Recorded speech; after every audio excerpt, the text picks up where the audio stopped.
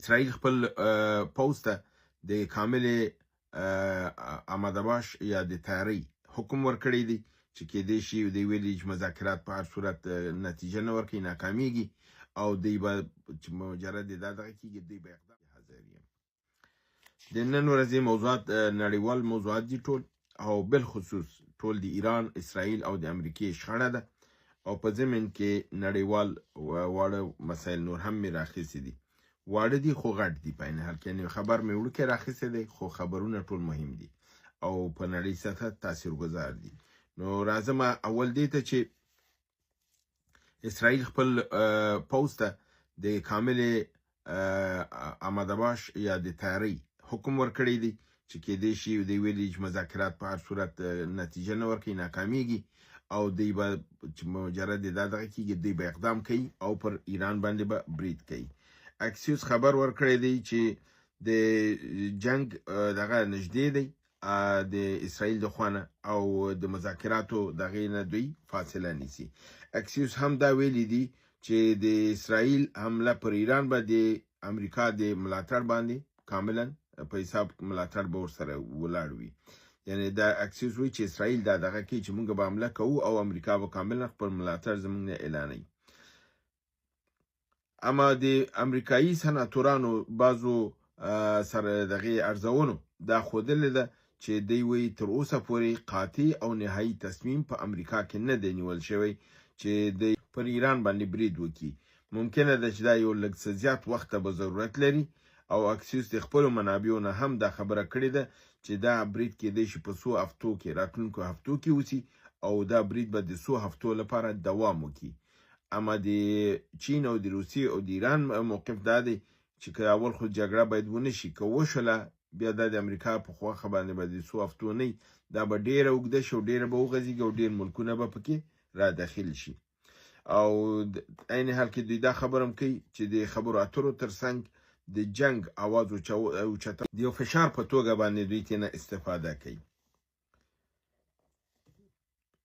همدارنګې اکسیوس ویلی دی چې که امریکا برید کوي نو دا برید به ډېر غټ او ډېر قوي برید به وي. د دې په حساب هر اړخیزه پلانګذاري شوې ده، او د دې دغه دا دی چې ایران باید کاملا تضعیف شي او ډېر ښه به دی چې نظام تغییر شي. یعنې دا کوشش د دوی د نظام د تغییرولو لپاره دی، د بدلولو لپاره دی.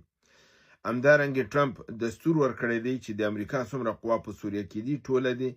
آماده شي او دی د سوریې نه ووځي. دا خبر وال سټریټ جورنال ورکړی دی، ویلي چې د ډونالډ ټرمپ حکومت تصمیم نیولی دی چې خپل قواوې به په آینده راتلونکي 2 میاشتو کې د سوریې نه کاملا وباسي. چې دا تصمیم یې ولې نیولی دی په دې هکله توضیح نه ده ورکړل شوې، ځکه چې دوی د سوریې د نیولو لپاره هلته د بشارالاسد د حکومت راوستلو لپاره امریکې ډېره هڅې کړي او ډېر مصرف یې کړی دی. دا دومره چې په ساده د ښکاري چې دا به ووځي، فکر نه کوم چې داسې کوم خبره دغه وي، حتما کوم څه بل پلان لري. او دا دغه یې کړی دی چې خپل د مراکز او خپل اډې چې په سوریه کې دي دا به ټول تخلیه کوي. دا اډې د 2014 نه پس دلته جوړې شوې وې، کله چې د بشارالاسد د حکومت د پرځولو پروګرام جوړ شو. امریکایانو خپل قواوې راوړلې چې د بشارالاسد د وهلو نه تر وخته پورې 1000 تنه امریکایي پوځ دلته مستقر وو. بل خبره دوی دا هم شوې ده چې سره دی چې که چېرته په امریکې قواوې د سوریې نه کمې هم شي، مګم د توازن د منطقې د ساتلو لپاره لازم تدابیر نیول شوي دي، او هلته به د دې لپاره چې سوریه بې توازنه نه شي او د سیمې ملکونو دغه کنټرول دی، دوی به د حفظ امنیت لپاره په سیمه کې هلته به خپل لازم امنیتي تدابیر نیسي. نو که قوا وباسي امنیتي تدابیر چې د کنټرول هلته اوسي، دا به څه دا توضیح دوی نه ده ورکړې. همدارنګې د اسرائیل پخواني صدراعظم نفتالي بینت ویلی دی چې ترکیه د ایران نه لوی خطر دی د اسرائیل لپاره، او ایران دغه ترکیه او قطر په سوریه کې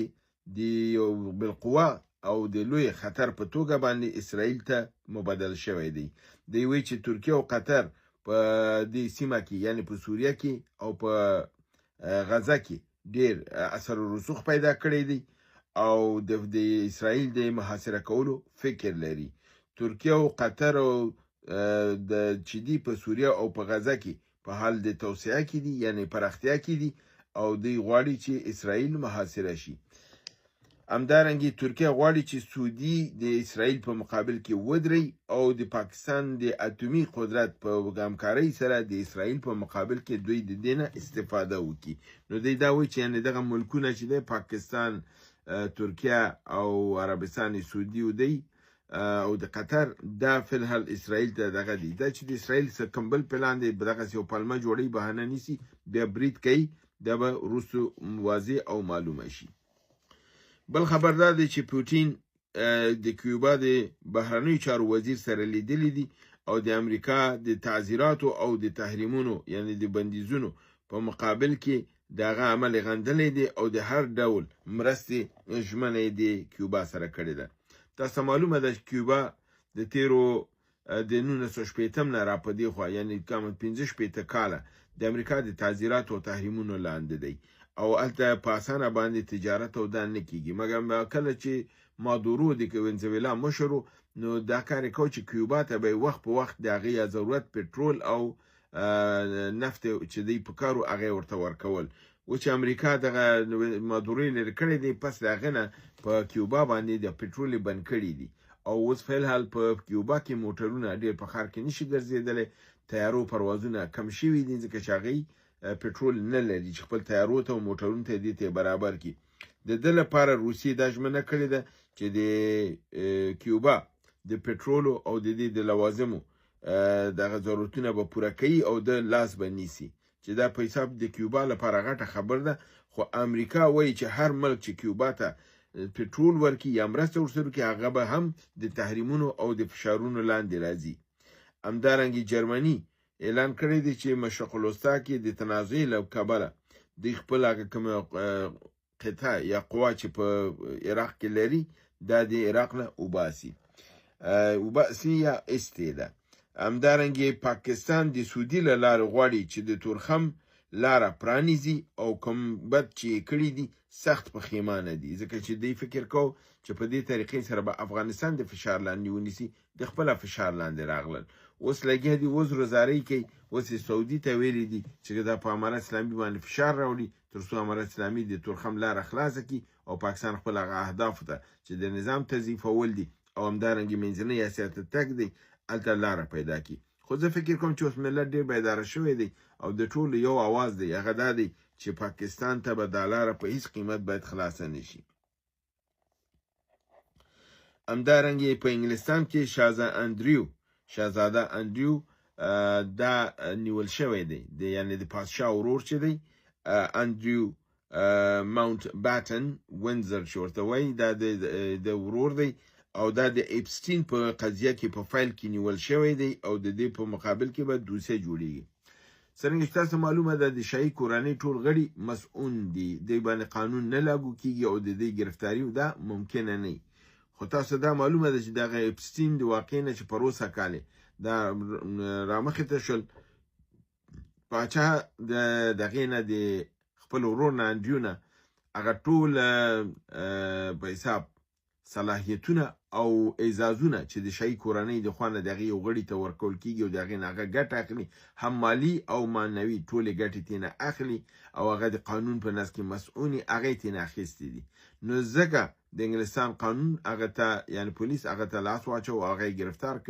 او دغه ځکه چې هغه شاهي کورنۍ مسؤلیت نه لري، هغه کوم چې د ملاتړ لپاره دی هغه اوس ونه اخیستل شوی دی. همدارنګه ټرمپ د انګلستان وزیر اعظم کیر سټارمر ته خبر ورکړی دی چې د ډیګوګراسي په متعلق چې کوم تصمیم د نیولې دی دا به ډیر قیمته دی تمام شي او دا د تصمیم ډیر غلط تصمیم دی. دا تصمیم کوم یو دی؟ دا هغه تصمیم دی چې ما په 22 د جنوري کال 2018 د پنځشنبه په ورځ باندې خپل په برنامه کې تاسو ته ویلو چې چون په ډیګوګراسي کې د امریکا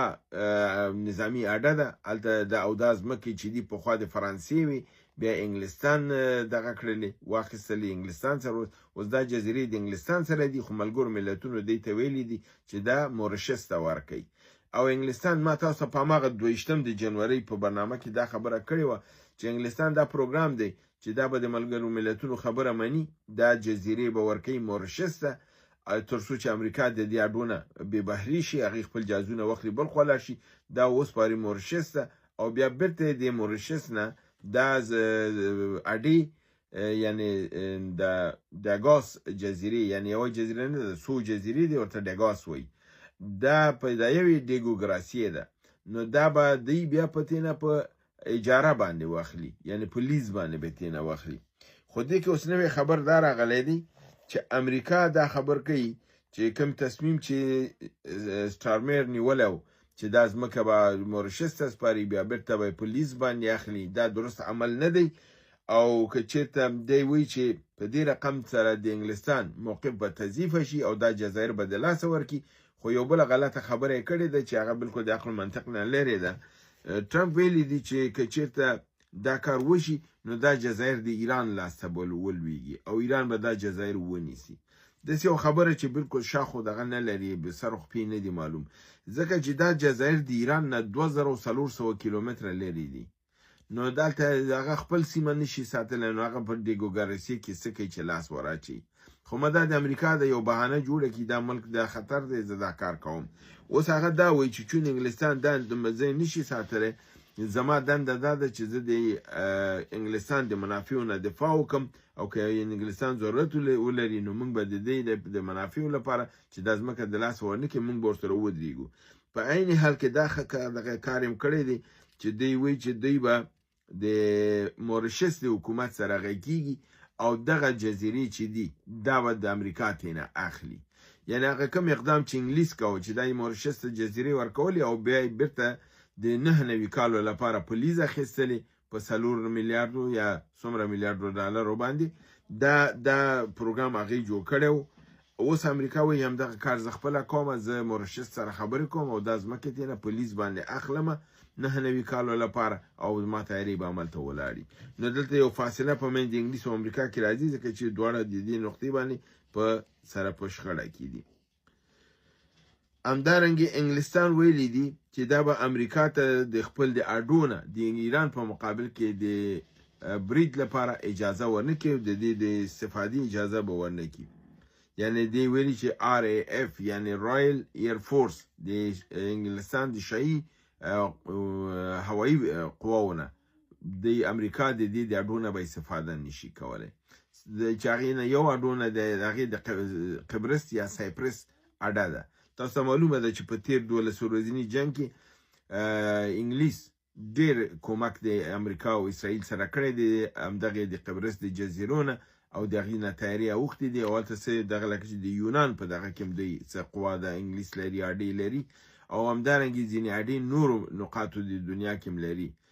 دا انګلیس ویلي زما به د اډونه امریکا استفاده نشي کولی او زموږ د اډونه به د ایران په مقابل کې هېڅ پرواز نه کیږي دا به بالکل ممنوع او دا خبر چا ورکړی دا د انګلستان یو معروف اخبار UK ایکسپریس ورکړی دی چې د لوی اخبارونه نه دی او هغې دا خبره تاییده کړې ده چې انګلستان صدراعظم دا کړی دی دوی به مرسته نه کوي هیله برنامه ګورئ خوښ کړئ دوستان سره شریکوئ وما علینا الا البلاغ